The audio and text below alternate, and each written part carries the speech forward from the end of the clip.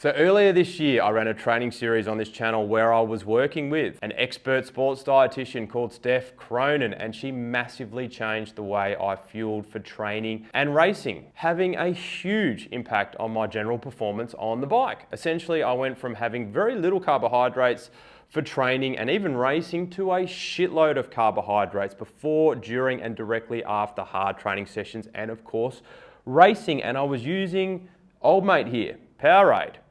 Boy, did I get a lot of grief for that one.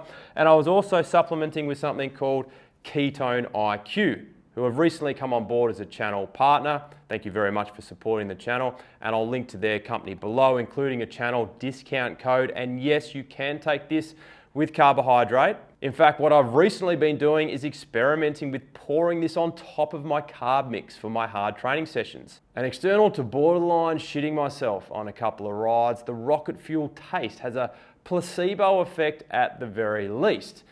As part of this transformation with Steph, I went from drinking plain water in my bottles to sports drinks. And because I was a little skeptical about the whole thing, rather than invest into a sports mix, I just went to the local supermarket and started my sports drink journey with Powerade. Well, did I cop some grief for waving this thing around in videos. A lot of people saying it was rubbish, including that volume of carbohydrates for training being unhealthy. Thus, in my last session with Steph, I asked her, is that volume of carbohydrates for training unhealthy? And her thoughts on Powerade and Gatorade. Now, before the small portion of trolls get their binoculars out and unleash, please know that the alternative to Powerade that Steph references, not sponsoring the channel, no affiliation, they don't even know the video is going live, it's just a good old-fashioned sports dietitian recommendation. So, let's get into it. And I think context is very important. Okay. So you're not sitting on the couch smashing, 5 bottles of Powerade watching Netflix. Yeah.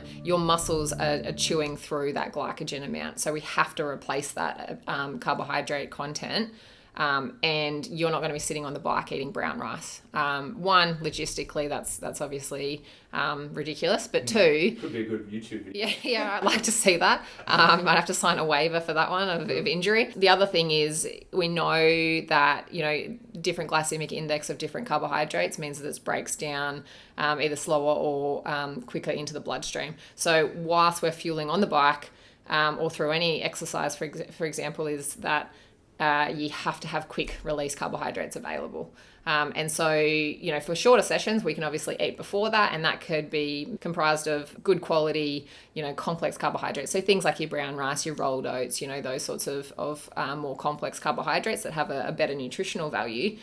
But for the longer sessions that require top-ups during training, it's logistically a nightmare to be eating those sort of things. Plus, it's not broken down quick enough to then be used as energy. So we have to get those higher sugar, higher glycemic carbohydrates in. And something that I educate a lot of people on is some of the best sports nutrition products are not your healthiest items. And that doesn't mean that it's terrible for your health, because we're using it for a purpose. The muscles are chewing through it very quickly.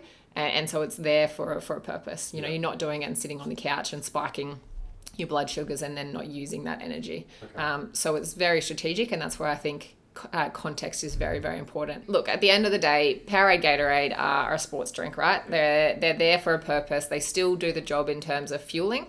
I guess the downside to them is that a 600 ml of Powerade and Gatorade is 36 grams of carbohydrate and 36 grams of pure sugar, essentially, yes. Or sugar. So from a dental hygiene point of view, not ideal. Okay. And to me, they're kind of the quick, easy sports drinks, so they still do a job, and particularly convenient, budget-wise, those sorts of things. They're very easy to access.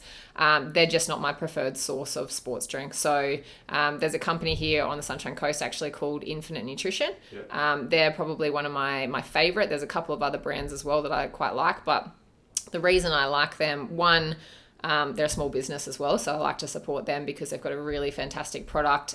They're really easy to work with.